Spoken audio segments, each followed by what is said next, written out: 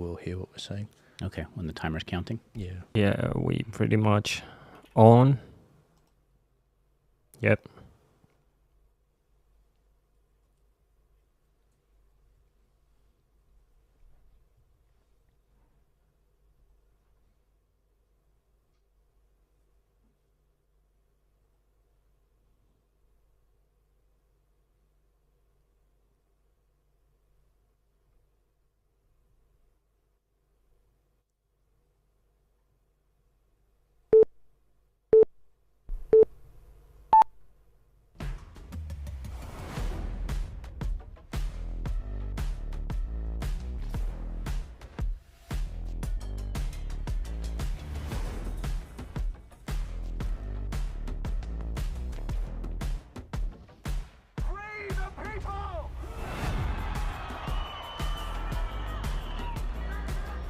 Ladies and gentlemen, welcome to episode 12 of the Ark Podcast. And boy, am I excited to be back here talking to you guys because the news has been popping off. It must be an election year. Firstly, Whistleblower claims that the Electoral Commission has fabricated data to shift more people to the yes side. How councils are implementing Aboriginal treaties by stealth and how you can fight back. Christian preacher to be dragged before the Queensland Human Rights Commission over his opposition to Welcome to Country ceremonies. Plans for 2 new silver and gold mines scrapped in New South Wales worth billions. Why is Facebook removing pro-nuclear energy posts? The UK government is set to release prisoners early to make room for up to 5,000 protesters arrested for calling for lower immigration in the UK. Also out of the UK, extreme misogyny will be classified as terrorism under new UK government plans. The New South Wales Liberals in a civil war as Tony Abbott calls for Don Harwin's resignation over the council election debacle. I'll explain. All public service employees in Victoria to receive a one-off payment of $5,600. The Democratic Party in the US hold their convention in Chicago. Kamala Harris shies away from a debate with Trump. Alison Langdon wins a silver medal in the Logies for Best News and Public Affairs Presenter. Does she deserve it? And the Church of England has dropped the word church to be more modern. I'm really excited for this particular show because not just the topics are different, but we've also got some fresh faces on the podcast. To help us meander through this, we've got a familiar face, Chris de Bruin, who is a podcaster. He is someone that's been doing this longer than I am, and he has covered many protests really eloquently. I've also got former member of the Victorian Liberal Party and a member of the lower house in Victoria, Jeff Shaw, who is actually the author of the Unmasked book, which is Unmasking Dan Andrews, which we're going to go through a little bit as well. And on my left, another new face, Paul Vallejo. Paul is a man that is really, a friend to me, and he's someone that's got an excellent background in his previous work with NASA as an aerospace engineer and also an expert on nuclear energy. And before I get into this podcast, I want to say a big thank you to all of you again for sharing the podcast. I mentioned on the promo for this video that we've reached 900,000 viewers online in our last podcast. Everyone that's viewing the podcast clips, and that's not me, that's you, because you guys have been sharing it, you've been getting it out there, and if it wasn't for you, it wouldn't get out there, because you know they're trying to censor us. Also, may I also direct your attention to the Light Australia newspaper. Ladies and gentlemen, I will be coming to WA very soon, but before I do, I wanted to let you know about this newspaper. It's brand new. It's the edition 13. It's the first one that I've been working with the team on really effectively. And can I just throw kudos to the team at the Light Australia, especially those in WA and around the country that have brought this together. It looks brilliant. And I probably swore complimentarily about 5 times last night when I first looked at it and read through it and picked it apart. There's some great articles from Senator Ralph Abbott, which is the front page about the excess deaths. And there's also another one from Senator Roberts as well, which is a full spread page as well. And also, at the very back, you will notice that Candace Owens is coming to Australia. So she's doing Sydney, Brisbane, Melbourne, Adelaide, Auckland in New Zealand, and Perth as well, which I'll be coming to very soon. On this graphic here, you can see that I'll be dropping into Perth to not just meet many of the lovely people that are in Perth that have helped bring the Light Australia newspaper together, but also specifically I will be getting and laying down the grassroots and the groundwork for the state election in March next year. I haven't forgotten about it. I haven't travelled to WA more than any other state. It's the best of the states in terms of the voice and the pushback. We saw what you guys did over there, and I'm excited to share my plans with you guys. But without further ado, enough from me. Let's go into the actual topics. The first one that we've got here is actually out of the Guardian newspaper, claiming that a whistleblower has claimed he was told to fabricate data for the Electoral Commission during the Indigenous Voice campaign. You remember that vote last year for the Voice where a lot of people were saying vote no, like me, and a lot of people were saying vote yes to put a voice for the Indigenous people in the Parliament? Well, it turns out that private research that was done, commissioned by the Electoral Commission, was allegedly fabricated, according to this whistleblower.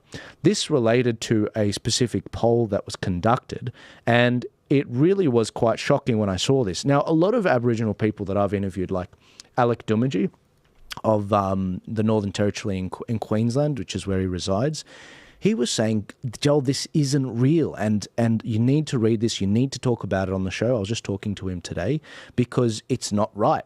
Now, I'm just trying to find exactly what the poll was, but specifically this story shows that what they've been trying to talk about with regards to Aboriginal people, it's not actually accurate. Did you guys, Chris, what was your reaction when you first saw this? I was horrified. I'm reading the article now, and I'm absolutely horrified by it. I'm shocked. For one, I'm shocked that the Guardian would even run this. Like, why would you run this? So credit to you, Christopher Nouse. Like, fantastic. Running news when you see it, regardless of agenda. Fantastic. Gives me hope. Because I run stories that are against my side. Everyone says my side. No, I run stories that are critical of what people say on my side of it because it's true. I think it improves your side. But seeing this, that McNair said that he was told to alter the location data of the surveys to make it appear they were from regional areas. Because what is it? Like 80% of the Aboriginals around the country, maybe Jeff, you'll know, 80% of the Aboriginals, they reside in in regional areas, not regional, urban areas.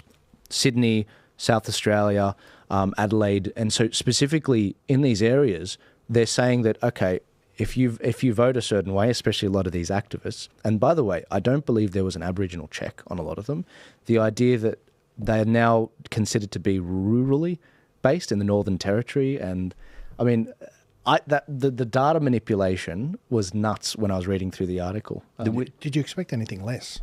Oh, no, serious. I'm being serious. I know our top 3 stories are on, let's say, Aboriginal affairs.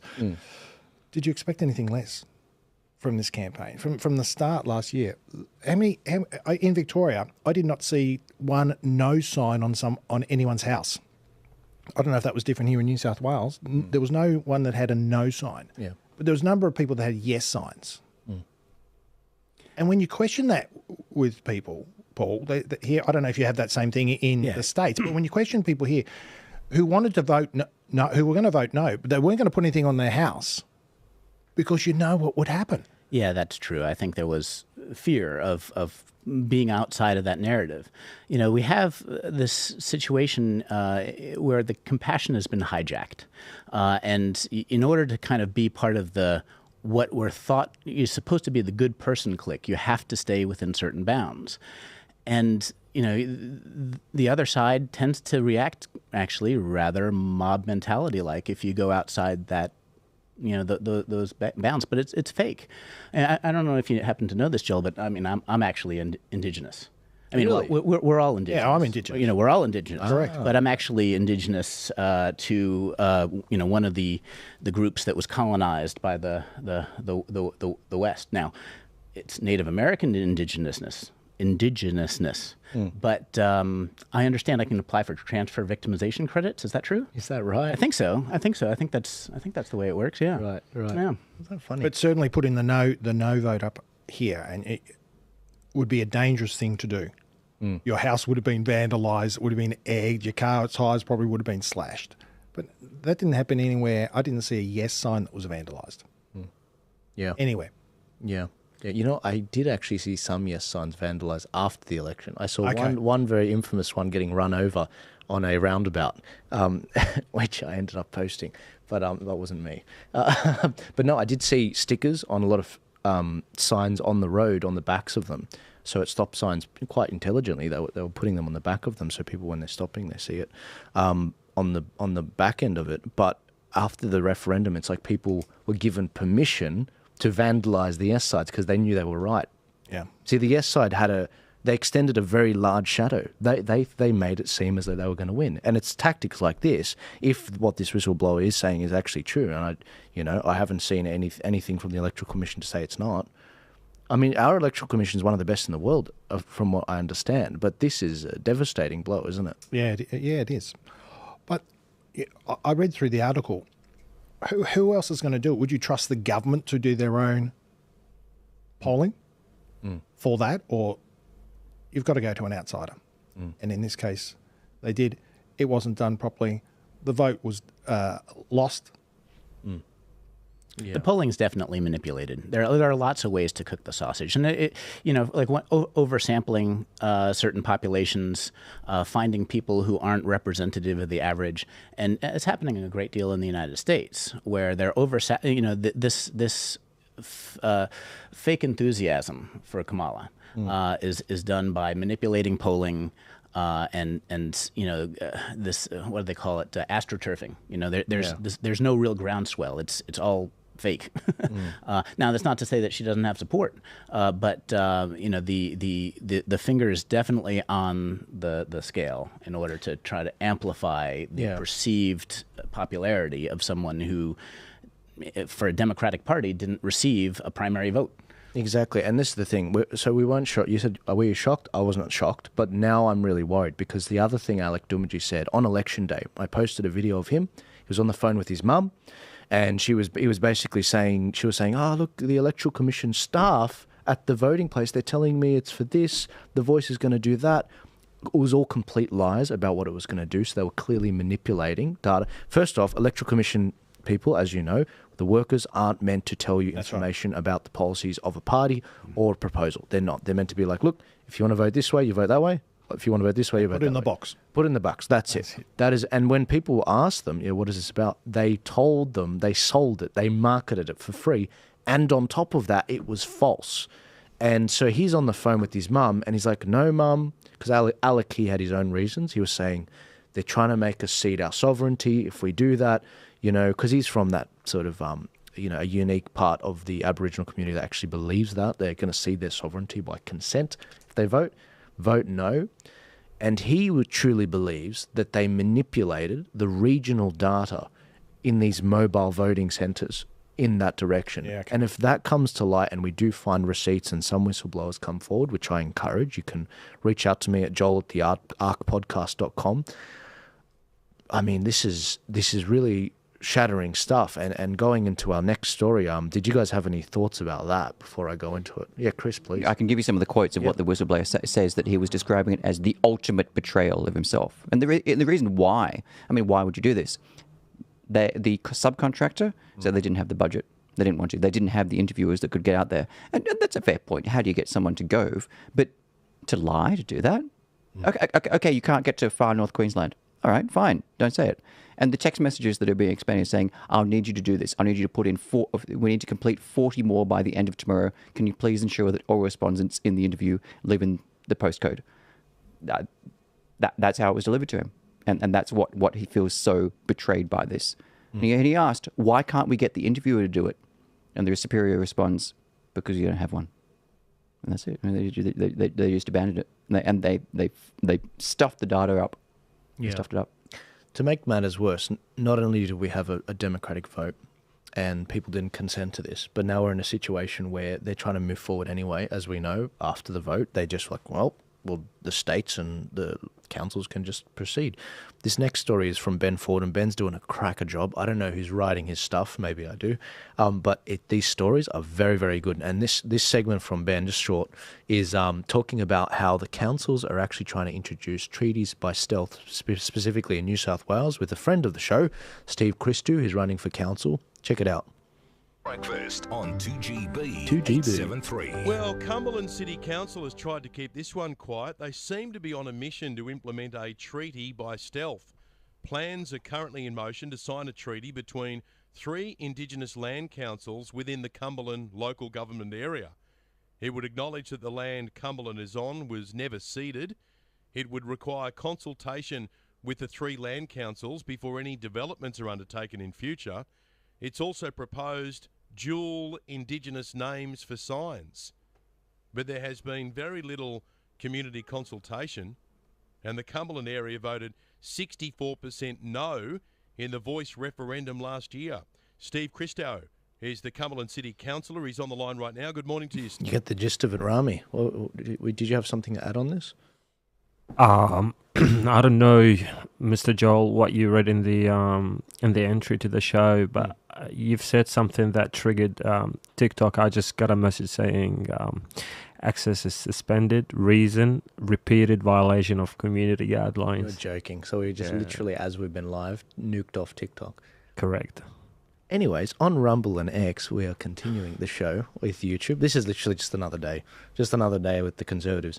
Specifically on this topic, the changing of dual signs, that rings a bell. That rings a bell. That reminds me of New Zealand. They have dual signs, and people are complaining, look, I'm trying to drive my wife to the hospital. She's in labour, and I don't know where the hospital is on this highway because they've got, the Maori language, and then they've got English often missing, and he doesn't know how to get there. I mean, what were your reactions to that, guys? Like I say, these top 3, Aboriginal affairs is high on the list because the Labor government are doing nothing and listening to people with regards to cost of living and all the other crises that the everyday person, including, I'm assuming all of us around here, go through. I'm getting frustrated with it, Joel. I've been frustrated for a long time. The welcome to country, which we'll be talking about later, the flag and the division that's happened in this. Not all Aboriginal people want this sort of stuff. Right. But it is the left who wants it. And the left, Paul, are from any country where they speak like you as an American, or whether they're Aboriginal or wherever they're from. It's the left that are causing these divisions. But the people have already spoken. There was already a no to these proposals. Yes, and nevertheless, it's being pushed through. I mean, I suppose 3 problems with it. One is it's anti-democratic. The people have already spoken on the issue. The issue should be settled. If you're a representative government, you should represent. Another issue is, the underlying principle of reparations. I'm not a fan of intergenerational collective punishment. It doesn't make sense. We're responsible for our own actions. So this idea of reparations, I grew up Catholic, and you have the idea of original sin. And, it's just one of those things that it never made sense to me. We're responsible, it has a lot of good values in Catholicism, but we're responsible for our own actions, not necessarily the actions of, a prehistoric woman who happened to not be able to keep her hands off of citrus. For that, I'm eternally damned. It doesn't make much sense. So, this concept of guilt by, from actions of other people in previous generations makes no sense. I think especially in Victoria, the councils there like to be bigger than what they are. They like getting involved in this, what they might call meaty stuff. So they don't worry about the things that they're there, the core things they're there for, like fences, like for local roads, like for rubbish. They want these bigger, more meaty things. And people who join the council in Victoria, many of them tend to be from the left. And they bring this ideology with them. In Victoria now, in some suburbs, there are 4 bins. 4 bins. One for green waste, one for plastics and newspapers, one for glass, and one for general waste. This is the mentality of the left. And to do things like we're talking here with finding a treaty, well, no, let's just fix up our society that we're living in here. And not the sins, as you said, Paul, the past 200 150, 250 years ago. Our compassion is being weaponized against us over and over and over again. I was shocked a couple of weeks ago. We had Ben Britton on the show, and he was saying that they're starting to pick up the general waste bin once every 2 weeks now. It's like, what do you mean? If anything, if we're getting more crammed and we need more often to come. But anyway. Why Christo is so upset is because they didn't pass it by the council. They passed it through a subcommittee. Through the asset committee, they were about to pass this. And that's why he's flipped his top. Because fairly said, if you're going to start signing treaties with 3 different councils, Gundagarrag, Durrag and the metropolitan local Aboriginal. If you're going to start signing treaties, well, this is kind of a higher level decision. Should it be done by council at all is the question well and truly beyond that. But he's upset because it's just being shoved under some subcommittee and he isn't getting a say. So that's why he should be flipping his lid, even if he did say it. And they're not stopping, are they?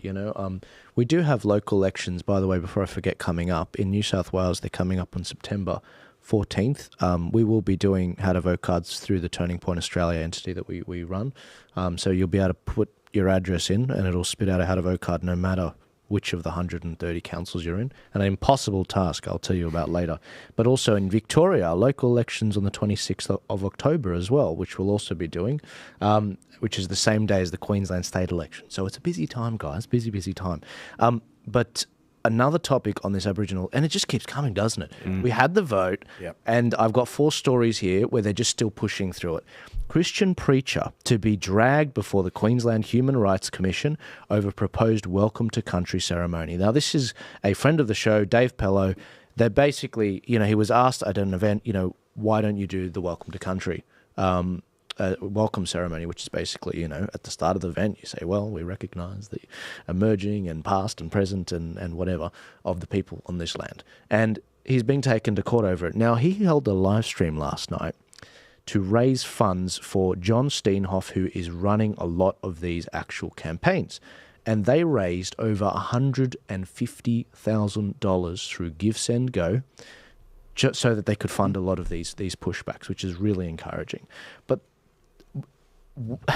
what is this industry we've developed? This is such a waste of time and resources and everything we're doing. Wouldn't that money be better used for other things? But we're just fighting with each other, and the only winners are the lawyers. It's nuts. Why are we making people like this a criminal? Now they're getting he's been for not saying something. So people are getting offended because you didn't say it. Yeah. So it's a sin by omission. Really. Bend the knee. Pledge your fealty. This is absolutely antithetical to fundamental Western values. You have what they call the difference between positive rights and negative rights. You have the right not to have your rights infringed upon you. You do not have you cannot be compelled to provide, give, or say. This is not something. This is absolutely antithetical to the Western ideals that have built what we have.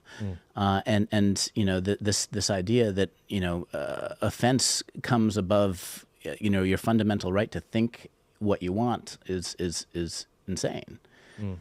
Yeah, no, it's insane. And it reminds me of Bill C-16, which you might remember, with Jordan Peterson in Canada, where he said, I oppose this because you're putting words in my mouth. Why should I use words that's not the truth? You're a man or you're a woman.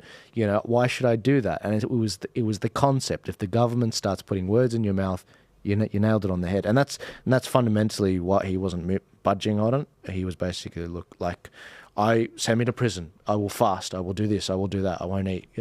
I'll protest like Gandhi just to oppose what you guys are doing. And it woke everyone up, and that's how he rose to really prominence. But it's coming. I had a thought when I was chewing on these articles that I think Australia, unfortunately, it's like a Shakespearean tragedy. Our virtues are being weaponized against us. I've been around the world. I've been to 50 countries. I've had high curiosity and a wanderlust.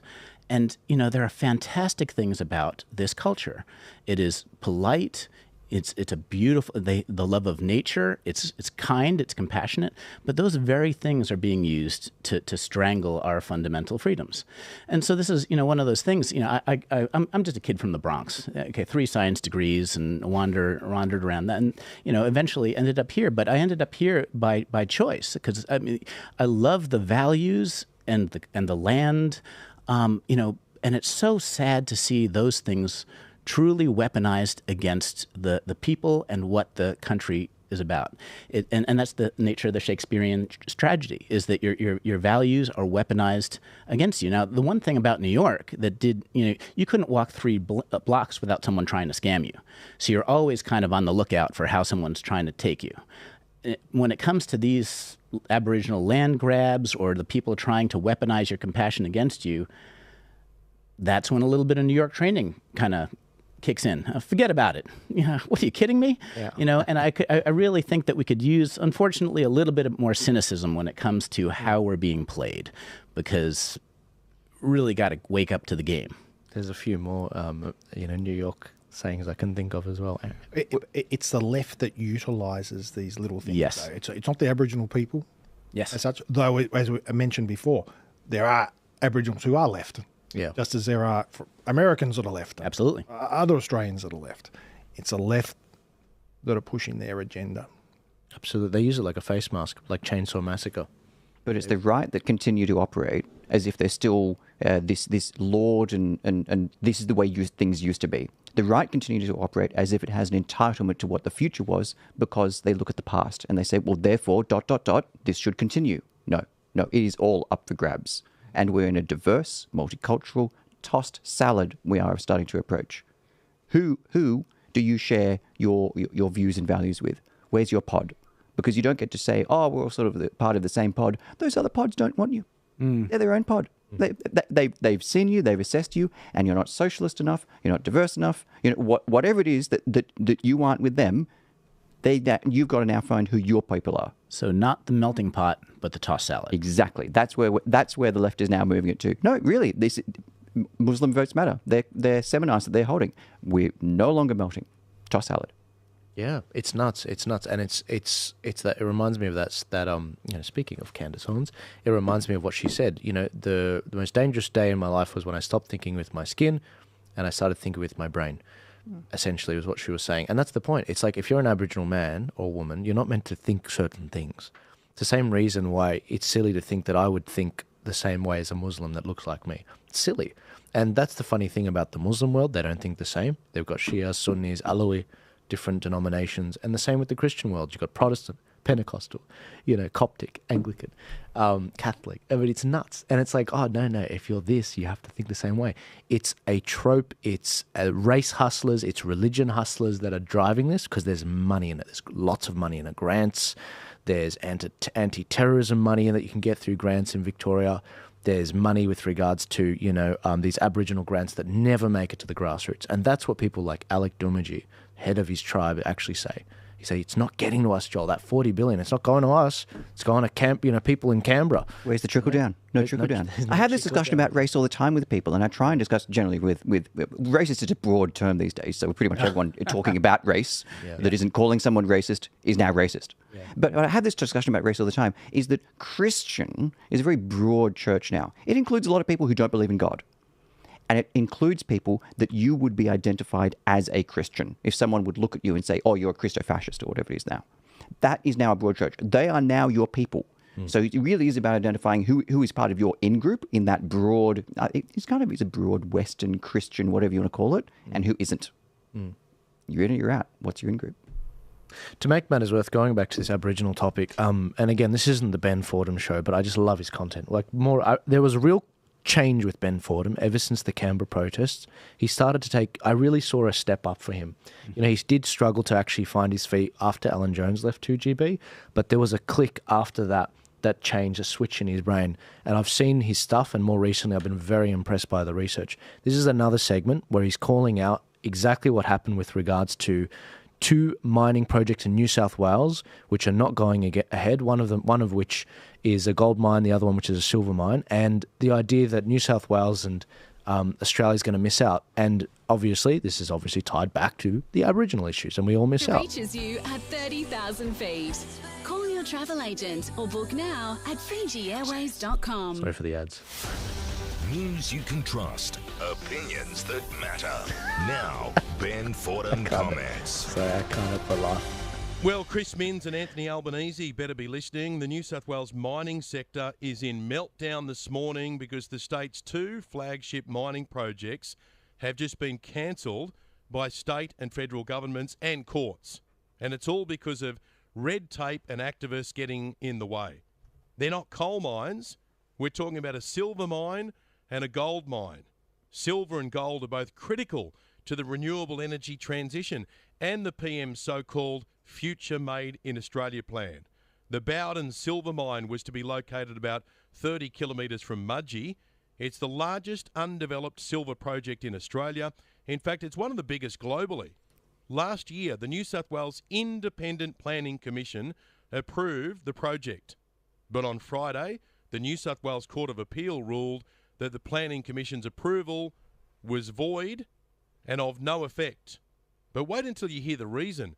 The ruling was based on concerns that the mine's 13-kilometre transmission line will have a negative environmental impact. So it's not the mine itself that's the problem, it's the transmission line. The Court of Appeal has ruled a silver mine can't go ahead because the transmission lines will impact the environment. This is despite the fact that in order for the renewable transition to happen, transmission lines need to be built everywhere. We're told the project now has to go back to the beginning of the approvals process. It'll take years and cost millions. And that's why the project's share price tanked by 40% on the ASX on Friday afternoon. 50% of the world's silver is used for industrial applications, including solar panels, electronics and batteries. And demand for silver by solar panel manufacturers is forecast to increase almost 170% by 2030. But in New South Wales, we're shutting down silver mines and we're hurting the mum and dad investors who back them in. But there is hope because Chris Minns can step in. If Mr. Minns rules the mine is critical state significant infrastructure, the project won't have to go back to square one. A minister would make the calls instead of the bureaucrats. The second project that's been screwed over is the McPhillamys gold mine between Orange and Bathurst. It had all the federal and state government approvals, but out of nowhere, the Environment Minister Tanya Plibersek has stopped it. The minister has cited the cultural significance of a nearby river and ordered a dam to be moved. But when people pressed Tanya Plibersek to provide details of the cultural significance concerns, she's refused to say. The minister says it has been, quote, disclosed to her privately and must remain confidential due to cultural sensitivity, end quote. So an Indigenous activist can whisper in the Environment Minister's ear and have a $1 billion project cancelled. The gold mine was set to employ hundreds of people. It was set to pay tens of millions of dollars in taxes and royalties, but it's all been scuttled by secrets and cultural sensitivities. Good luck getting anything done in New South Wales. You can spend millions jumping through all the hoops. You think you're ready to go, but a court or a minister comes along and bursts the bubble. Terrible. Absolutely terrible. I mean, how is anyone meant to invest in Australia at all when they see this sort of thing? What do you think? Yeah, I agree. Look, when I was in Parliament, I was on the Economic Development Committee into greenfields mining in Victoria. Now, back in the 1850s, Victoria was a place to be for gold. We built our Parliament House from it and lots of the infrastructure from gold. Now, successive governments, including particularly this one, want to shut down mining in a state that has plenty of gas. We're not talking about that today, but plenty of gas, plenty of coal, and yet we're putting ourselves into renewals all because this environment thing that's the religion of environment, the religion of climate change, that once again, it's the lefties who are pushing this thing. Plibersek is the Environment Minister, Labor Minister, and they're pushing this thing. And unfortunately, the Libs, our Conservatives, supposedly, are going further to the left as well. Yeah, and it's like, okay, believe in climate change. If you need, if you want to do all these solar panels, the biggest one in Australia has just been approved today, you're gonna need silver, son. You know, best conductors of electricity as well is actually gold as well. And the idea that we're just neglecting that and we're so rich with it, it's just nuts. But the hypocrisy is really crazy. In order to do this net zero build out, you need 10,000 kilometers of new transmission lines. And if you give it a name, green, you slap the green on it, and you know the approvals seem to go through. You can run right through people's farmlands. You can run right through whatever Aboriginal place of cultural importance is, as long as you slap the right label on it. And it's insanity. It's one of those things. It's obviously not about what they say it's about, right? If it was about the cultural sensitivity, if it was about being careful with land use, well, then it would be applied across projects. But it's not. and it lets you know that it's really not the game they say it is. Well, this one here with the Minister Plebiscite is saying, trust me, I've got it on my phone.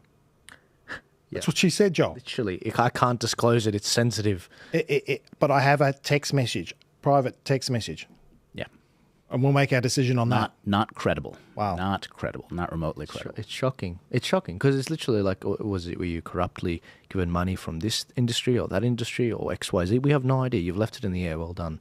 The guys, the guys living in the Central West out in Blaney are really going to hurt it. And McPhillamys, where it was going to be, about 50, 100 kilometres west of Bathurst, Blaney's been shrinking for years. A lot of those towns out there have been shrinking for years if there's not a large regional centre. So McPhillamys would have been a real boost for them there. How that dispute actually ended up happening is even worse, because the Wiradjuri Traditional Owners Central West Aboriginal Corporation did not disagree with it. They had a neutral and had withdrawn their dispute, whereas another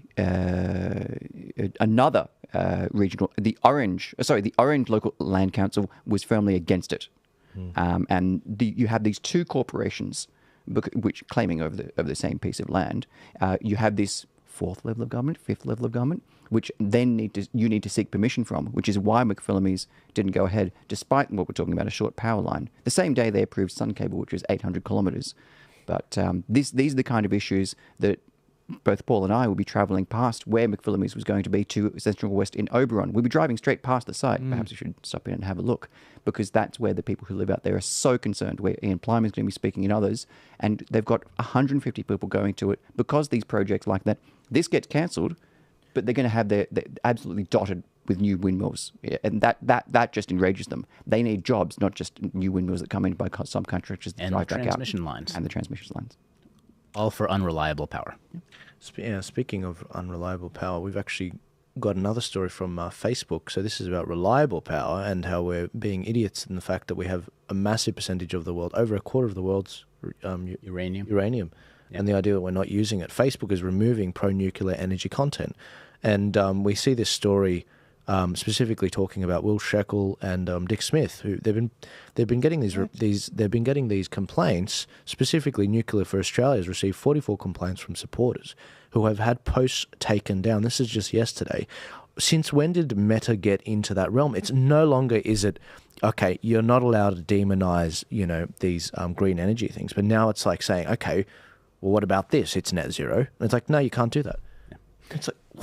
Well, yeah, I mean, the unreliable power, wind and solar, it's never going to really get you to net zero. There are only two really practical ways to get you to net zero. And I'm not saying you should, honestly. I don't think you should. But nuclear, of course, doesn't have any carbon emissions. It gives you reliable baseload power over decades.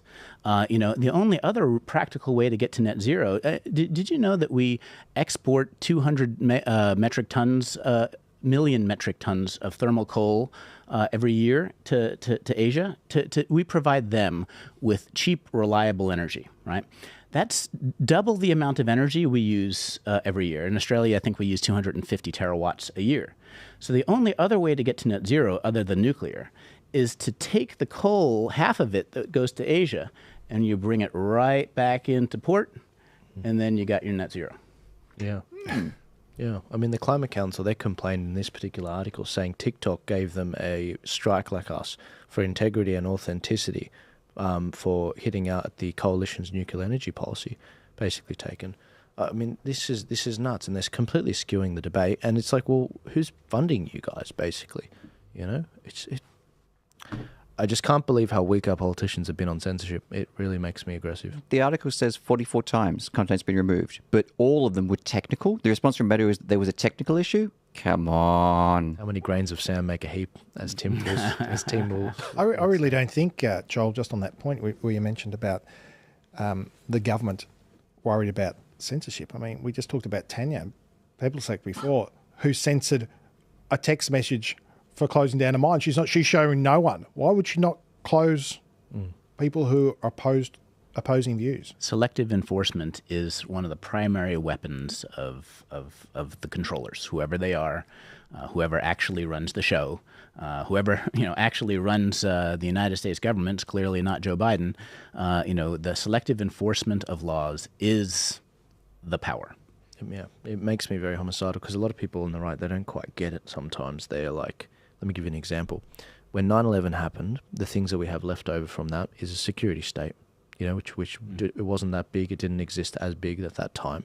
And that is everywhere now. So we have anti-terror specific units for the whole word terror is a relatively new term. And the idea that now we've got terror forces and policing units is one thing. A more modern example is with a lot of these climate protesters that do receive money in America from Soros, but in Australia we see this as well. No one likes the climate protesters here. They find them as pests. They don't like that they shut down the traffic, the trains, and yet these people, they're driving additional powers being given to police and government. And people like us, we're cheering for it. Yeah, get them off and this and that. Okay, these people get off on bail, no worries. But the next time I want to do a protest for a time like COVID, maybe the next time, it's like throw him in jail.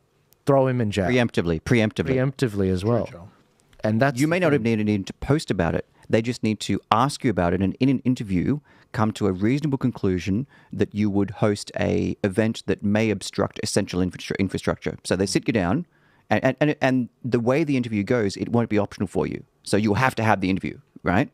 And you can have legal counsel with you, but that legal counsel, as these are phrased, you will need to try and explain: are you intending to host an unauthorized gathering that will block essential infrastructure? And if you are, and if they reasonably believe that, they may be able to use powers to detain you preemptively. They have pre-crime laws here.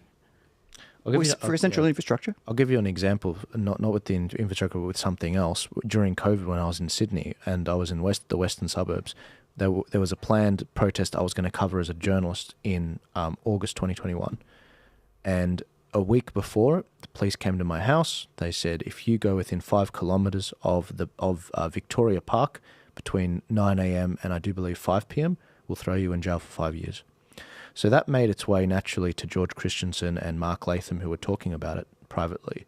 And they were saying, you mean to tell me if I want Jammal to come to Parliament House during those times, which falls within the 5Ks, he'll be thrown in prison for 5 years? And George said to him, yeah, that's right. So we do have that stuff. And by the way, where did those laws come from? A police officer told me, he said they use these laws to stop often bikies and gangs from meeting at certain times for certain things. So we didn't speak up for their rights, and now it's being applied to a journalist. And that's what I was doing. I was covering these protests like that. And it's like, whoa. Yeah. I actually think where the climate protesters blocked the bridge, she ended up having a 9-month custodial sentence. Yeah, okay, don't block essential infrastructure. I get that. I thought 9 months was a little bit too harsh for a first instance where she hadn't blocked essential infrastructure before. So those kind of essential infrastructure laws, I actually disagree with, even though it's like, yeah, get the greenies. Oh, not really. I spoke up at the time and I said, guys, this is escalating things. A lot of these greenies, they're cashed up. They got good people behind them. They get off by saying, well, they were very anxious about the climate crisis. Therefore, on mental health grounds, we'll let them go. Green staff for Shoebridge, who went and vandalised Captain Cook out of work hours, though. It was okay. It wasn't during office hours. She wasn't in the Parliament actively graffitiing there. It was after work hours, so it was okay. It's insane. Anyways, did anyone else have anything to add on that particular topic? I agree with you there. When you make a law to the lowest common denominator, bikies, in that example, yeah, it does put the rest of us who want to gather for whatever reason into trouble, because the next government can say, right, okay, you Christians that are at church there, you're not going to go there anymore. You're not going to meet at home anymore. In fact, we'll ban a book and we'll also ban the Bible a few years later. Yeah, that's right. You have to know how the laws are going to be applied against people who aren't popular, against you. And so, anytime you cheer something on, any form of authoritarianism or high sanctions, you always have to think, okay, well, what happens when this is going to come my way? Yeah, they always use the exception as the rule. That's the problem. Yeah. So something like, online censorship is a different topic. They're like, well, we need you. Are you saying, Joel, that we should allow child pornography, doxing and incitement to violence on social media? It's like, no, But that's a big difference from me saying that maybe you shouldn't chop a child's genitalia off. That's, but it's like, nah, if there's a 1% chance that the kid will commit suicide because you say that video, then you deserve to be nuked. And that's what's happening. That's why we're off TikTok now. I don't know who it was or what we said on here, but this is why a third of our views are actually coming from Rumble, Telegram, and X. If you're not following us there, click the link in the description because we are on Rumble right now. Moving on, next topic. The UK is trying to outdo Australia with regards to tyranny. This particular guy, End Wokeness, thank you for this video. Holy S. The UK is releasing 5k prisoners to make room for anti-migration protesters. Some of those will be violent offenders. I thought this was quite interesting. So we will make sure that those people who need to be in prison will be in prison, not necessarily in the area where they live. They may be 200-300 miles away from home, but we will guarantee people a prison cell. The numbers are so tight there. How can you make that guarantee? They are tight, and that's why we've initiated Operation Early Dawn. So basically, the easiest way to describe it is 1 in, 1 out. So as people get released, we can then pick up people from police cells and take them to court, and we will triage that 3 times a day. We will guarantee a prison cell. We will make sure that those people who need to be in prison will be in prison, not necessarily in the area where they live. They may be 200-300 miles away from home, but we will guarantee people a prison cell. Jeff, please. What are you thinking on that one? My thinking is there. I did all those things you sent me. I watched, by the way, but it reminds me of when I was in Parliament. Someone who worked in Parliament, they weren't a politician, came to me and said, "Look, we need to jail those who we're afraid of, not those ones that we're mad at." So we jail the ones that we're afraid of, not the ones we're mad at. And there's plenty of people we're mad at. We were just saying before, oh, yeah, great, get the bikies, get that. But when they come looking for you, that's something different. But certainly the ones we're afraid of. Are we afraid of anti-immigration people? Well, clearly the left are, because the narrative of the left, that they don't like that rhetoric. It's a political position you should be allowed to have. I mean, who gets let into the country is something that a representative democracy, this should be an open discussion. The idea that you would be censured for quite a legitimate political discussion is completely beyond the pale. This is the home of the Enlightenment, the home of the Magna Carta. This completely antithetical to the fundamental values of Western civilization. How quickly this has happened, how quickly it's fallen. 1984 becoming an instruction manual as opposed to a warning. I actually am stunned. I mean, I really, wow. I do not live in the world I thought I lived in. Someone commented in the comments, I killed a man, and the big guy says to the smaller guy, and he says, I posted a meme about UK immigration. And that's, it is, you're right. It's the place of the Magna Carta. What the hell went wrong? I really don't know. What's that leftist thinking? I always bring it back down. People have turned away from God, and they've filled that void with other religions. They filled it with climate change. They filled it with more wokeism. They filled it with transgenderism. All these voids that they've left. But and who comes into your country should be a topic that the people who live in that country and the citizens of that country should have a say over. I mean, that's one of the fundamental things that you should be able to discuss and have an opinion. Same thing with your home. Who comes into your home, that's a discussion to be had. But the idea of, it's completely upside down, and I can't really make sense of it. No. Elon Musk's response to this was civil war is inevitable, which the European Commission is very unhappy about. Yep. I actually worry less about this rising to be a boiling conflict of street battles and what have you, and say, what if it's not? Like, imagine a situation where you look at a situation where violent criminals are released because someone swore who is Alan. What if in a situation where simply for gesticulating at police, a 78-year-old man was given a 2-year sentence within 48 hours of the offence, but the murderer of the 3 girls and six injured won't see trial until mid-next year? What if all of this actually doesn't have an effect, does not radicalise people at home into a oh, this isn't something that we can just kind of hum and ha about. What if people accept and go, this is fine? That is far more worrying, also from a financial perspective, because everyone who's pushing these social left issues are also pushing economic left issues of let's borrow the bank away.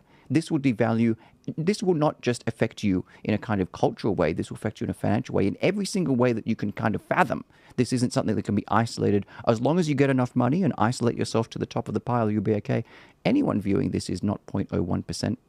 You're not a billionaire, and $1 million won't be enough to put a wall high enough to keep a South African future out. Yeah. To make matters worse, they're expanding the definition of terrorism.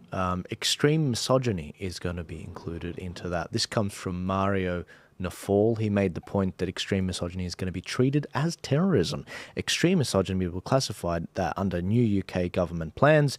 UK Home Secretary Yvette Cooper has ordered a review of counter-terrorism strategies to address violence against women and girls, focusing on gaps in current legislation and emerging ideologies. I do believe under emerging ideologies it goes on to actually say that, and those that follow Andrew Tate and subscribe to Andrew Tate should also be included. And by the way, let's not forget what we covered last week. We covered the story of the fact that the police commissioner there was saying we will extradite US citizens if we need to our country.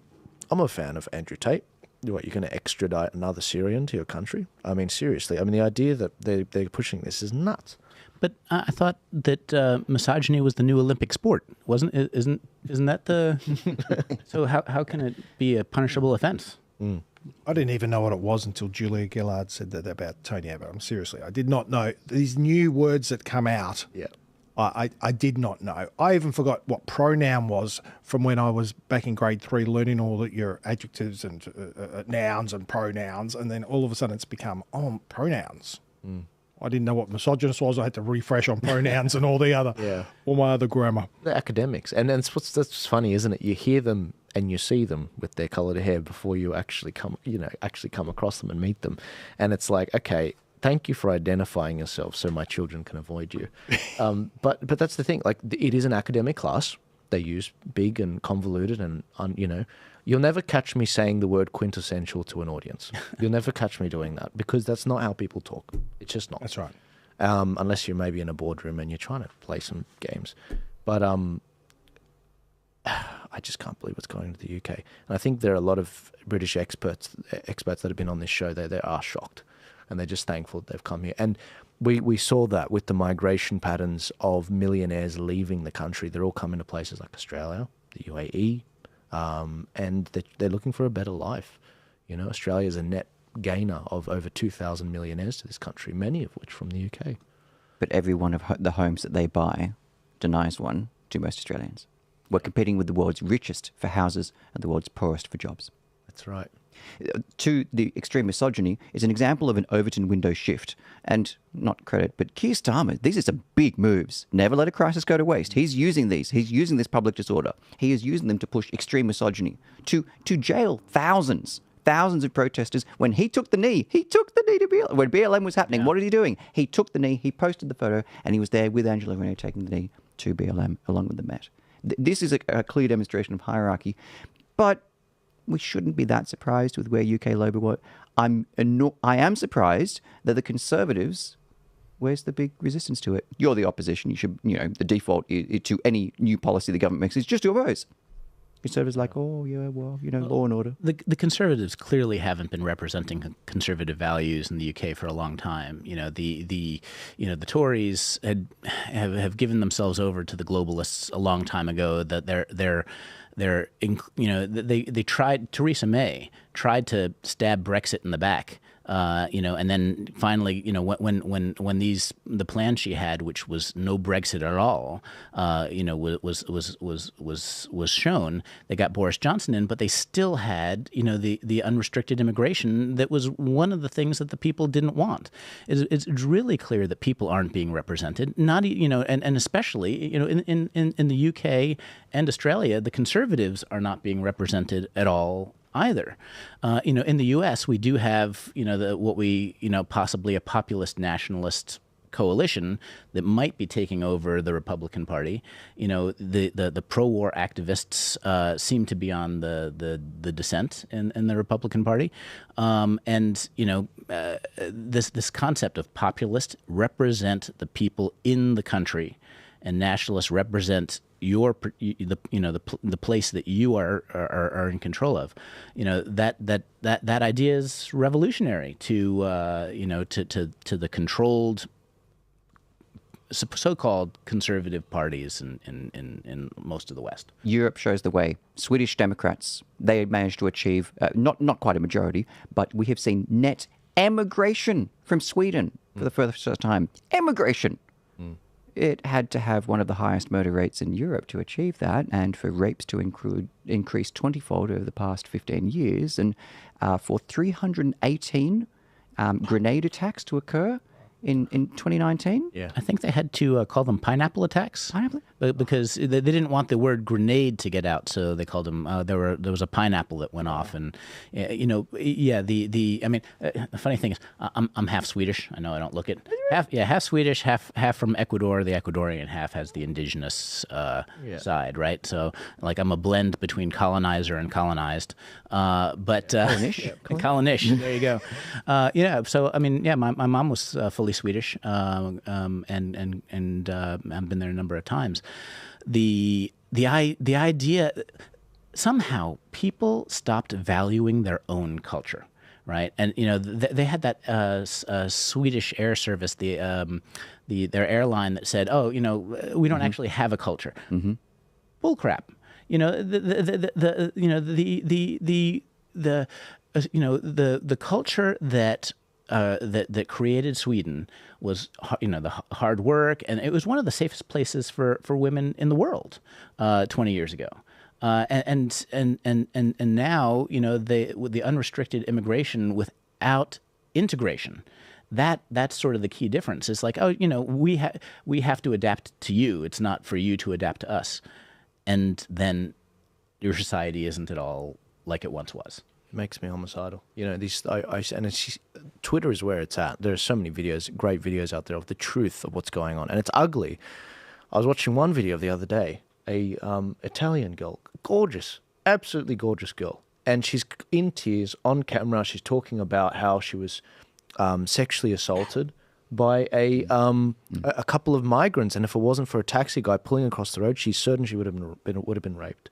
Another one, I was looking at Sweden. There was an article about Sweden. It was saying we're on track for 1 in 4 women to basically be sexually assaulted or raped in the country. It's like this again is the false compassion, right? And it's the idea. We need to be compassionate to people far away, but this lands typically on the weak and the poor in the country that you're supposed to be represented by, and so, who it lands on is the victimized are the people we should have compassion for, our neighbors, the people in our country. But instead, this false compassion of, and just letting unrestricted immigration without any attitude towards integration, it creates no safe place for the weak people in your country. This might be a question for women, and I will be getting more women on the show very soon, but the real question for me is, I thought you guys want safety, financial, physical, you like the strong man. Why do you vote for open borders? Because that's what your people are believing. Are you just, this whole thing about Kamala as a case study in the US. You could not have a better dichotomy between strong borders and weak borders. Kamala was the border czar, and she did jack crap on the topic. And she's all for open borders. She's no worries. She presides over it she's the second in command. She's a heartbeat away from the president. She's done nothing on this. How is it the majority of women in America are voting left wing? And I have no doubt that's not going to change. I think Paul said they ride on compassion. So women are seen as more emotional, more compassionate.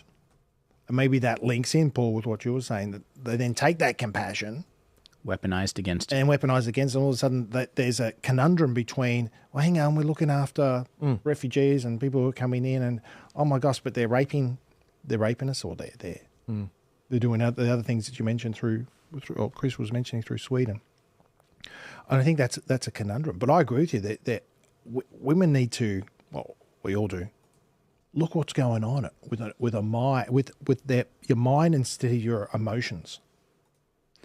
One of the other things is the news channel echo chamber that doesn't show a lot of the things that that happen. So, you know, if you are, you know, in a particular political ideology, pretty much most people watch news that confirms their pre-existing bias. But the left-wing news studiously avoids reporting on the negative consequences of the policies that they promote. You know, and so, you know, I remember there was a Swedish case where they said, oh, you know, if you see this man, this person has just committed a terrible violent crime, but his face was blurred out because you didn't want to stoke animus against the person you want to be compassionate to. So it's like, oh yeah, so if I see, you know, a blurry, you know, square, that's the one. That you know, get that guy. So Joel's question about safety. Safety to you as a man is different to safety as a woman. She cannot, mostly, women do not seek safety in a policing sense. They seek safety in conformity. And this isn't a question about me. ASCH, the ASH conformity tests, conformity. We all conform in different ways. Most of us here, if we're in this space, we don't tend to conform and struggle to understand how safety equals conformity, but it does. And that's where you get the Kamala coming from, because what you're seeking is to fit in a feeling of safety. The hard-edged reality of it is difficult for most women because there's a big difference between genders. Oh my God, is that sexism? In how that's achieved. And the idea of presenting to most women, here is a firearm that keeps your border safe. Oh, that just doesn't fit in. But here is a warm woman offering you a cup of tea with Reese Witherspoon as a marmalade. Well, that feels great. That's safety.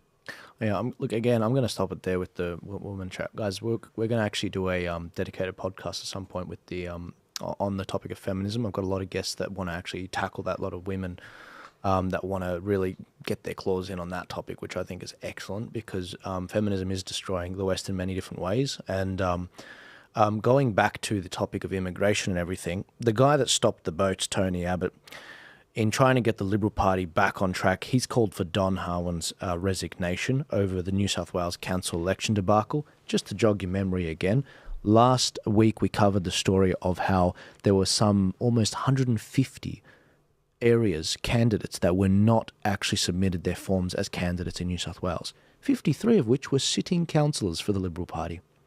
Now, when you're a candidate for the Liberals, you're not allowed to actually submit that form yourself. It's got to be done by HQ. So in New South Wales, it's Sydney.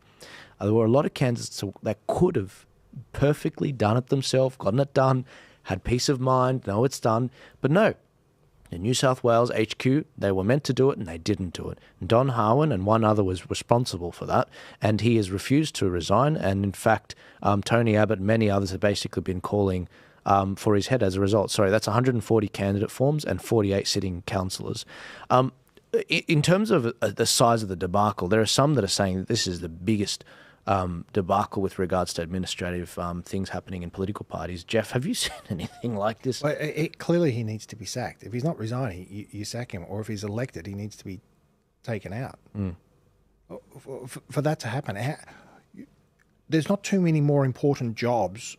You've got an election cycle that comes around, whether that's council, state, federal. Here it's New South Wales. There's a council elections coming up. Have we got all the boxes ticked? That one box. Have you got that one box ticked? No. Could it be any clearer that the Liberal rank and file are not being represented by their executive? It can hardly be any clearer. You know, how much can they get kicked by their executive before they do more? Well, as much as that person's not doing his job here in New South Wales, the Liberal Party opposition in Victoria are not doing or representing their people either. I think they're just happy to sit in opposition. They're not ticking any box down there. Just like this guy, the executive. You need to have a strong team. You need a strong executive, and you need strong people on the ground as the face. So you need the back room, and you need the front face. And not just a strong face, but almost someone who actually represents the values of the rank and file of the party, as opposed to these captain's picks and not representing the values of the party. Yeah, that's probably what I meant by having that strong. That kind of strength. That's a good kind of strength. Yeah, you're right. You're calling on them to resign, and again, to remind everyone, Jeff Shaw is a former member of the Victorian lower house, and so you know internally how the Liberal Party is meant to work, and I have no doubt you'd be demanding this. This guy probably would have resigned back when you were serving, straight away if this happened in Victoria. It kind of reminds me of when the Secret Service head didn't want to resign immediately, and it's like you have one job. Yeah. Protect the president. Yeah. Would Michael Kroger really have resigned in this situation? Would he have? He wasn't. As a personality, though, would Kroger have? I think he would have been so embarrassed that it just wouldn't have happened. But I think he would have been so embarrassed, and he would have been pushed because no one would be. He wouldn't blame someone else and be like, "Oh, it could be. He could very well have been. My fault. What could you do?" Could very well have been. Sorry. But he could have been voted out the next election. Former Victorian Liberal president. Oh, no, I know Kroger. I was just going to say, the argument they were saying, one of the excuses was one of the other guys, not Don Harwin, the other guy, he was saying that the reason this happens because we thought the cutoff was 5 p.m., not 12 p.m. I'm like, you mean to tell me you would have submitted 150 forms in 5 hours? Maybe the day before. Maybe the day before. Maybe the week before. What? Ridiculous. It makes me homicidal. And that's the thing. There are a lot of people. One of the guys, he was in a very winnable seat. He was going to be and guys, these are mostly, these are conservative guys that were going to run, guys and gals. And the idea that they're not in, that earlier story about the treaties, do you think there's more or less opposition to that? And that's not including all the other stuff with regards to, how these councils approve certain developments in your area, the smart city stuff, everything. Incompetence or malfeasance? What do you think? Exactly. And also, I mentioned last week, often, the way George Soros has taken over America, he buying off and engaging a lot of these district attorneys. And the reason why there's so much crime on the streets is he gets involved in local and council elections and with these DA elections. Now, the Liberal Party and the Labor Party, they often bleed their candidates, train their candidates, experience them in local, then they move to state, then they move to federal. That's how Mark Latham got his start. He started. Well, certainly, the Labor and the Greens certainly have that as their fan base, as their starting ground. It's a cesspool of leftism. Is councils, and not many people of conservative values used to go in because they were busy working, they were busy doing things, worrying about family, worrying about business. Whereas these others that had a more of a political persuasion, they took an interest in politics, so more leftist stuff. They came in and wanted those roles. Yeah, so an entire generation's wiped out. The gateway to get elected at the next election lies in New South Wales, Queensland and WA at this stage. That's where the majority of the seats are that Liberal needs to win. And all these guys that would be getting all this public funding from rates and, they would be well-tuned. And, I mean, I wouldn't blame it if the majority of them are turned off now. I mean, this is a massive, massive debacle. Even a little bit more than the funding is they get their face out there as well. So what are you doing for me, sort of thing? Yeah. So they'd be in the local paper, so they'd be getting known more locally. They'd be out there. They'd have the Liberal member or the Conservative member beside them on a lot of things as well, leading up to elections. And Don Harwin wasn't elected. How do I say this? In a way that was transparently clean. Is that? I have no idea. I've been awash in leaks this week from different people, but the one person who has been willing to put his name to it, former state executive member for the Libs, Carl Kotasi, he's always said for a while, since he got expelled from the party, which was about 6 months ago, along with Cameron Zuli on that night, he said that it's irretrievable, cannot be reformed. And I thought it was a bit of hyperbole because, when that kind of breakup happens, you're like, you're upset. But surely they'll come around. They'll lose. They'll reform themselves. They lose the state election. They'll come around. But I saw this and went, he's right. This is irredeemable. Maybe this rot really is that deep that you need to go all the way to President beyond Keane. It's that deep that maybe it does face a UK-level Conservatives wipeout before they turn the corner. Maybe he's right. It's nuts. It's absolutely nuts. And to make matters worse, we're seeing this massive civil war heat up. We've got Tony Abbott basically blowing up the ship there by saying, look, this is not on, this is not how we run the ship, I'm a statesman and this is not what we used to do. But in Victoria, now looking at Victoria, what's the Victorian state government doing?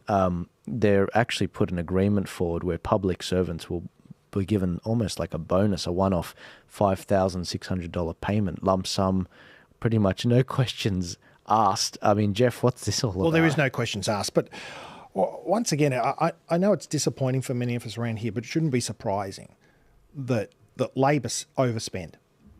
They're really, I mean, I don't know why they need to give it to the public servants. The public servants are already going to vote for Labor. We have 10% of our working population It's a buy-off. is a public servant. This is going to cost, there's over 360,000 people who work for government in Victoria. I don't think all 360 are going to get that payment. I think it's just particularly the public. But there's over 50,000. That's nearly $300 million that's going. I guess the word that comes to my mind is shameless. What comes to yours? Incompetence. Even more, it's shameless could be the one. I relate to someone who's got a credit card or a kid that has all this money, goes into a lolly store and just spends whatever they want. But they have a bottomless pit of money, but they don't. Because when I was in 2014, the state debt was $20 billion. $22 billion was state debt 10 years ago. It's now $168 billion. No respect for OPM, other people's money. Yeah. Yeah. Well, if it's other people's, then you spend more of it. I mean, that's what I've found. But crazy things when you've got that spending mentality, they've got to spend on something. I was saying to Chris before, they dig holes. They're digging all these tunnels and digging all these holes, and no one's seen anything yet. Yes, they will, but in typical style, it's over budgeted, not just in money but in time as well. I mean, if you've got people there who are flicking signs as stop and go people, someone that I know personally told me he's on 180,000 last year. 180,000 for flicking signs. That's about what a lower house member gets paid, politician. It's about what a principal at school gets paid. And Paul, then people get a bit of the green eye and they say, hey, I'm a nurse. I'm not getting $180,000. I need that $180,000. Well, no, you're getting paid pretty well. That person's getting paid far too much. Oh, yeah. I mean, that's insane. Insanity. And I think one of the main, I guess two things, accountability and transparency are two things I want infinitely more of. And I would think that if more people knew that, if that was more transparent, so much nonsense would stop. In that book you're holding up, I've got a chapter called Debt, actually. Every chapter starts with D. Yeah, I like that. Chapter 666 is called Devil Dan, so if you like that one. But I can't remember what chapter Debt is. But I've actually went straight to it. So, guys, this is Jeff Shaw's actual book. Again, accounting background, former MP. He's not just some guy on the street that actually wrote a book. Knows what he's talking about. Now, this is about Dan Andrews' Unmasked. Every chapter starts with a D with regards to the Dan Andrews theme. And in the Debt, chapter 15, Debt and Dollars chapter, he has two quotes. One from a favourite of mine, Thomas Sowell. But the first one's from American libertarian journalist and political satirist, P.J. O'Rourke. It's a popular delusion that the government wastes vast amounts of money through inefficiency and sloth. Enormous effort and elaborate planning are required to waste this much money. And this one from Thomas Sowell, economist and historian in America. The real goal should be to reduce government spending rather than balanced budgets achieved by rising tax rates to cover ever-rising spending. That has never been said in Parliament before by the Labor Party. Really, to reduce spending, what? Why? When we can tax you more. We can throw on maybe a death tax. We could throw on all these. A great one here that they had in Victoria. If we rezone your area from rural to, say, residential, you as a landowner have got a big win. We want half of that now. We want half of that now. If you keep it, that's fine. But we want half of that now. It's nuts. And this is brilliant. You really got to check this particular book out. Is this on Amazon? I didn't go Amazon. You can get it at danandrewsunmasked.com.au. Okay, please, because there's an excellent... I just bought it. There's some. I literally just bought it right there. I just bought it right now. Yeah, Chris. Oh, did you get it from Amazon? No, I do it from your site. Oh, from my site. I was, Checked out with the credit card. How much? cool. I was going to give you one, but Nah, just fine. Let's do it. Let's go. Let's gonna go. say, No, how- good work should be rewarded, and I bought it. No, it's brilliant. I mean, just reading in chapter 15, they've got some phenomenal headlines. It goes through the budget 2022, but more interestingly, for someone like me, and we've talked about this before a couple of years ago, I was saying I need to upskill my knowledge on economics and everything. How to turn a AAA credit rating into a AA rating. you don't need much education for that, though, Joel. Yeah. You just spend. Yeah. Well, I mean, I get the feeling if I read this book, I'll have a better education than most ministers. I would say so. Yes, Right. because most of them are brought up through the union. Yeah. Some of them through council, but a lot of them through the union. And they, when I was in Parliament, only one of the opposition had a business, and she was a director of her husband's business. All right, so she wasn't. It was just there when it used to be $2 companies and maybe too lazy to go to a $1 company. One on the Labor side in business. Specifically on pay rises, if I may mention. So, again, you might be like, Joel, let's play devil's advocate. $5,600, it's tough. The government's leading the way. There's a cost of living crisis. Victoria was the most locked down state in the world. Hang on a sec. Everything is about context. And this is why this book is important, and because the internet's being censored, whereas this is forever. Dan Andrews has a history of giving a lot of pay rises. For example, almost a 10% increase in public service wages were given in May 2021. And the public service has grown by over 18,700 people in 2021 in the Victoria Public Service.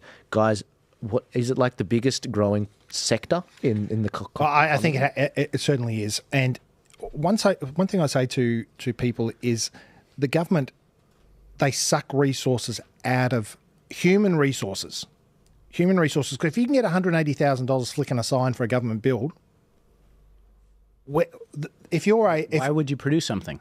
Or if you're even a barista or something like that, which we have a lot of in Melbourne, why would you be getting $50,000 a year? Let's go do it 3 times that much and flick a sign. So they suck resources out, and they're doing this big build. So they're sucking tradies out of the economy.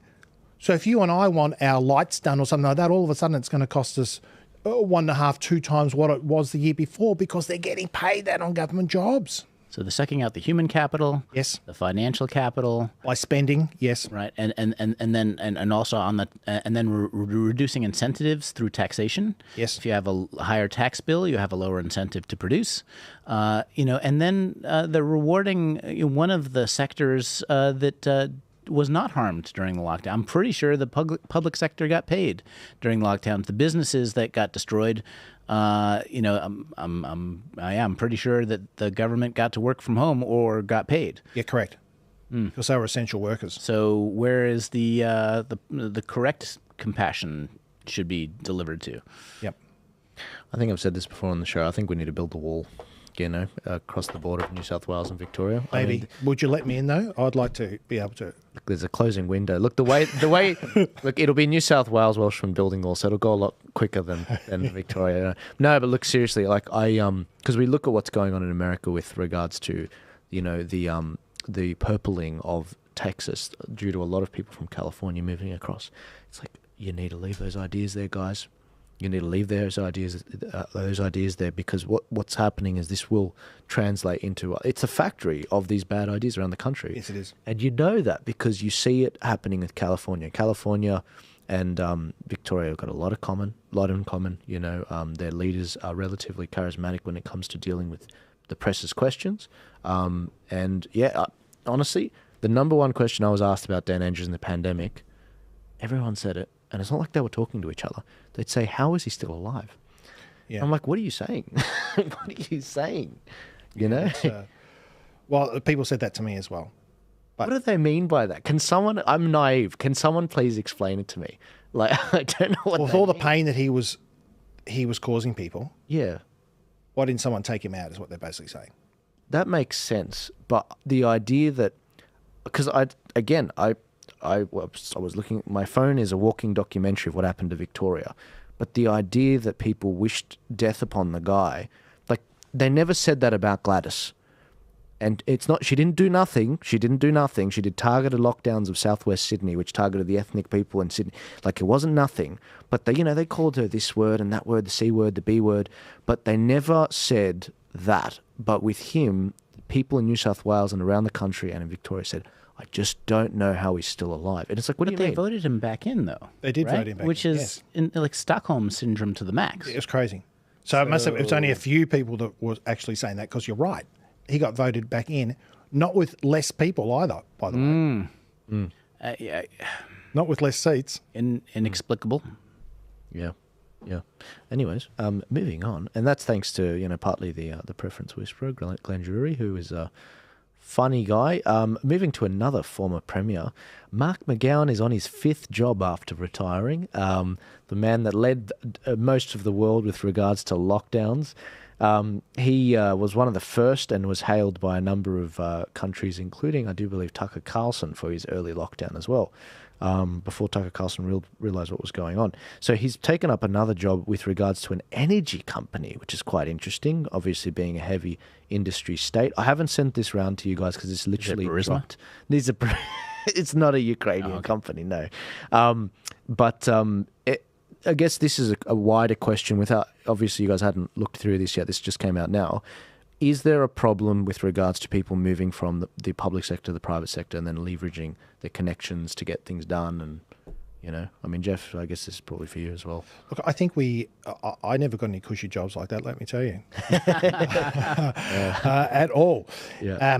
In fact, I've worked for myself most of my life. But I think you build up through your life networks.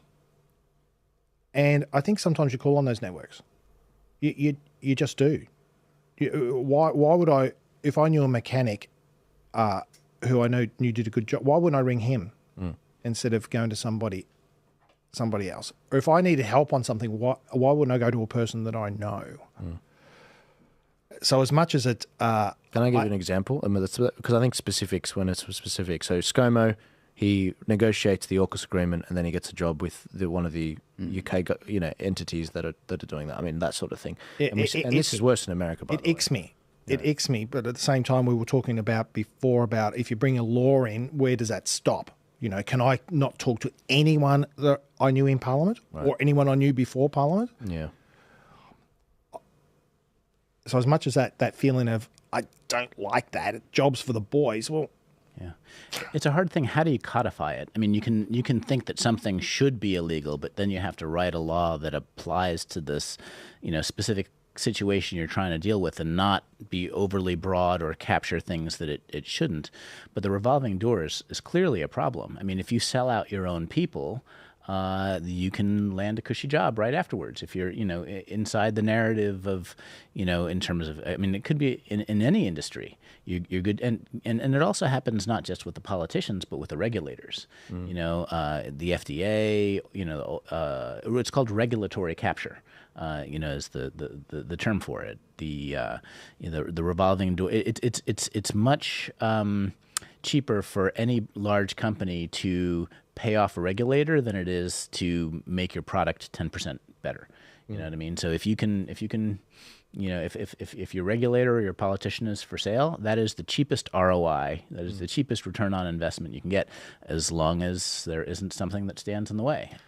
I think what you were saying, Joel, with if there's been a big contract signed, then you leave and you're instrumental in it, and then you leave and go join an associate or that group, I think that's clearly something's, you've used public money and bought yourself a job a good job in the future. But I was talking more on that networking side of things. Where do you draw the line? You've built up people, you've built up contacts, you've met them at meetings. Well, I think while you're in government, like if you can't buy someone a mug, right? But once they leave the government, and sometimes there's cooling off periods.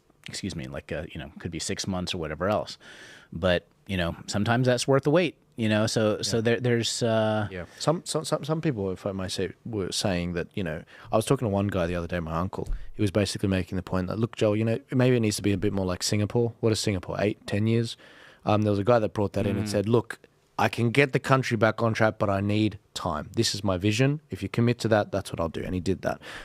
Now, looking back at what's going on in Australia, my uncle was making the point quite intelligently, in my opinion. He was saying, look, Joel, the problem with a 3-year term on a federal level, even on a state level 4 years, is by the time you've gone around repaying everyone that donated to your campaign, and maxed out and whatever, you don't know, you're already trying to get ready for the next election. Whereas if you have a lot longer of a period of time, a bit like some of these Asian countries, then you're actually able to do something for your country. But one of the things I'm trying to do, and this isn't just about complaining, there's a lot of activism we do with our projects and the Ark projects, is we trialled something in the Victorian election, you might remember, Jeff, was we had the transparency reports where you put your address in and it tells you your MP and it tells you their sins. It tells you their voting record on how they voted in Hansard, and it tells you some of the outside Parliament things that were reported in newspapers and everything with regards to what they've been up to. I think we need more of that, and there's actually nothing, to my shock, in Australia like that, so that's what we're doing. But I think people being made aware of it, if they then go and vote for that MP anyway, it's like, as long as it's consensual. I just wanted you to know that that's what he's done. That's it.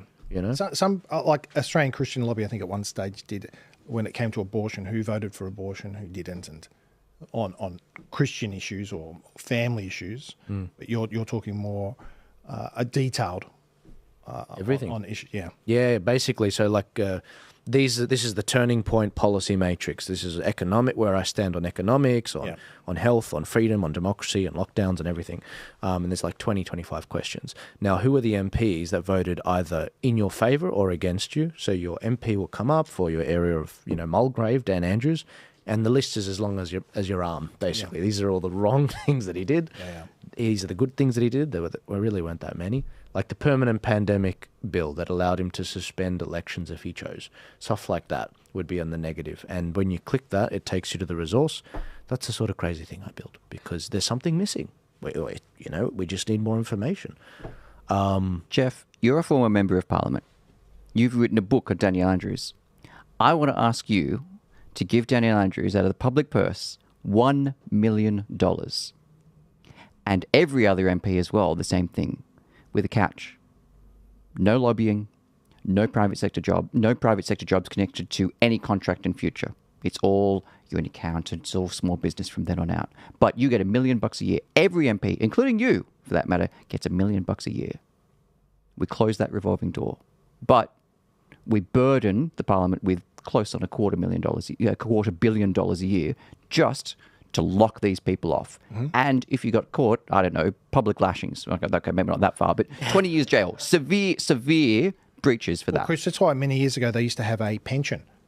They used to have a pension in Parliament. So when you left, if you'd spent, I think it was 3 terms, and we used to have 3-year terms back then, not 4. So if you did 9 years or you got into your 3rd term, you'd get a pension after. That stopped in 2004, state-wise, because it came out in, Mark Latham actually came out and he said, Howard, you're not closing down this government pensions. This is a rort, Howard came out, shut it straight away, go, from now on, anyone after 2002 federally doesn't get a pension. Yeah.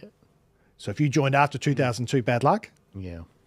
And then the states, Victoria followed suit in 2004.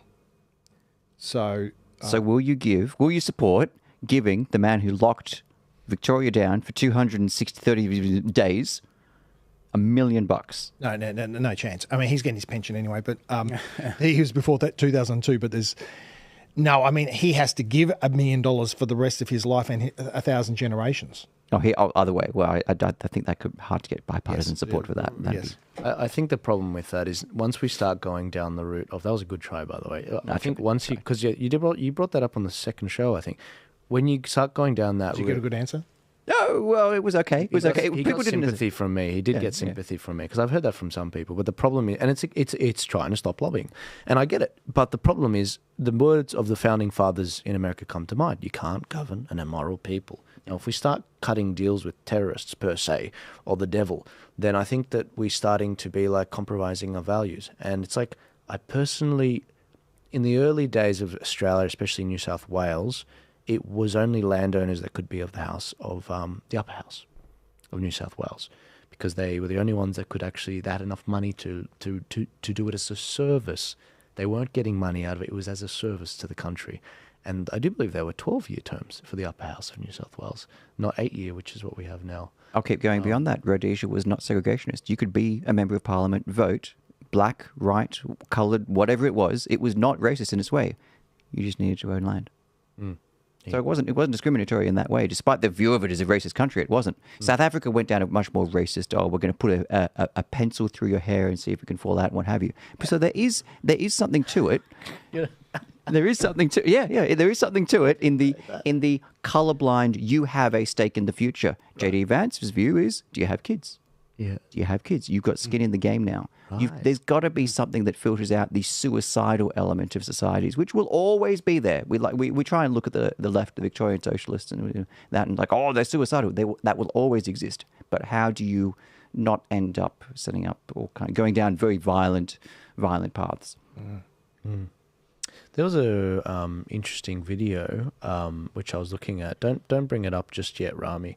But Rami sent me a fascinating video on Vietnam and what they were doing over there. I don't have it in front of me, but the essentially the video was saying that, look, you're not allowed to actually own land here if you're not married and a part of, we fought against communism, we fought against this, we fought against that. Like, we have built and spilt blood over this land, and you can't just come in here and take it. And I was like, that's Pauline Hanson in a Vietnamese, skin. I was like, and that's right. And why is it that they demonize Pauline Hanson and people like that say, my language and my basket's been murdered and this and that? And when I look at it, I'm like, okay, well, why is it there's a reality that the rest of the world operates on, the third world, the second world, but the first world doesn't? Long way to get into that. Why is it? Why are we Western disease, white, educated, industrialized, rich, democratic, weird? Have you heard those before? The West is weird. You got a lot to get through. Yeah, we don't have time. Speaking of which, in the USA, Kamala Harris has chickened out of a debate with Donald Trump. She has been nominated. The Democratic National Party convention's just taken place, and we've seen a funny situation where there's been a few amusing videos, which I won't play because some of them are quite cruel.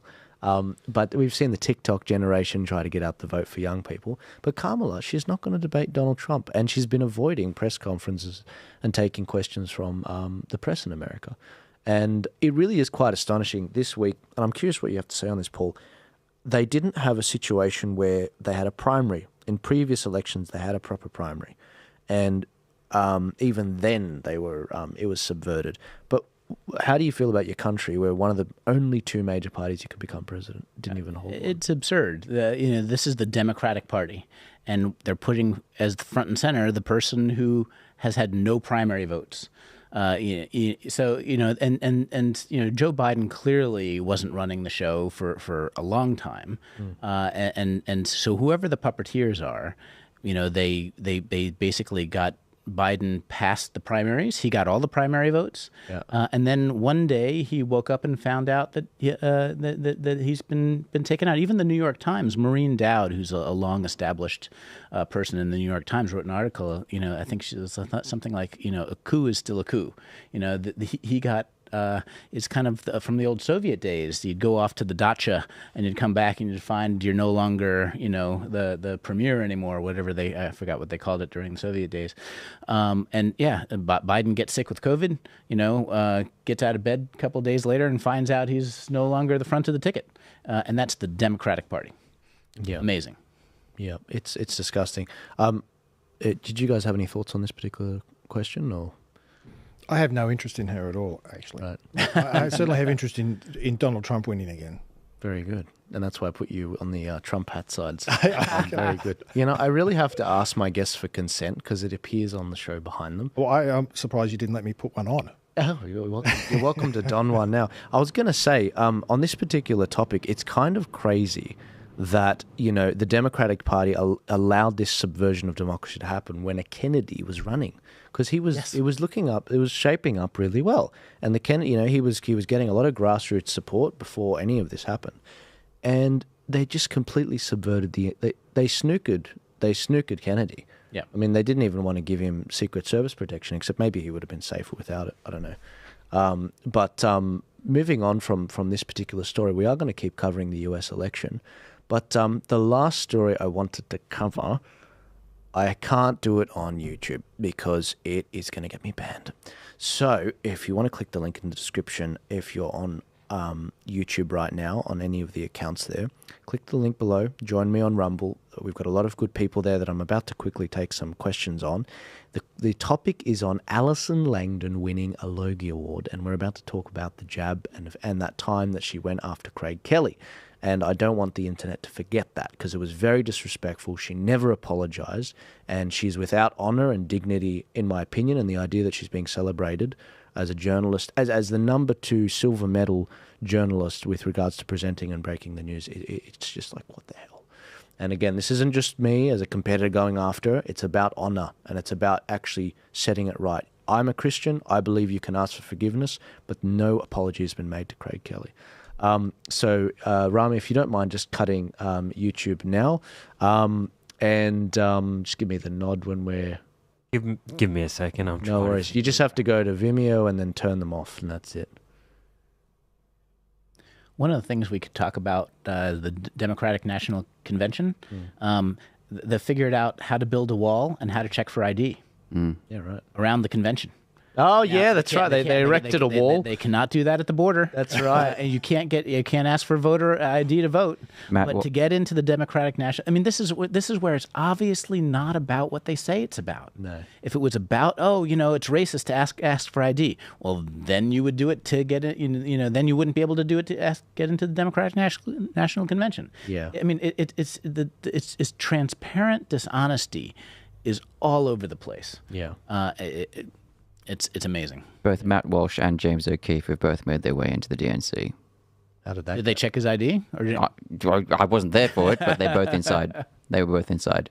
In disguise. Interesting. Yeah. It's hilarious. How'd you go, Rami? No good? Yeah, I'd probably get maybe Chris to talk more about, Kamala, and maybe he can come and help me. Just again going through the DNC process after Joe said that he wouldn't run.